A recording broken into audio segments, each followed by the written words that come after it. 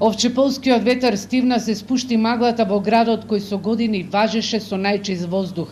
Според мерната станица на лабораторијата Амбикон при Универзитетот Гоце Делчев, во последните 10 дена во Штип се забележува надминување на 24 часовните концентрации на PM честичките. Во моментот, периодот е интересен со тоа што немаме струјање на воздухот, односно се јавува таа температурна инверзија и со појавата на температурната инверзија топлиот воздух се наоѓа во погоре, а ладниот воздух е долу и со тоа маглата го стиска воздухот надолу, со тоа што се создава уште повисоки концентрации.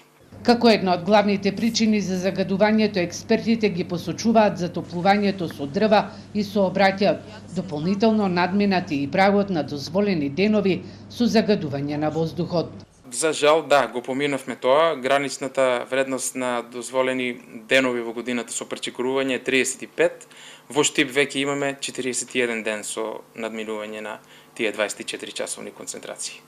Но експертите од Амбикон велат дека во текот на годината во Штип просечната концентрација е многу пониска и е во рамките на дозволените вредности.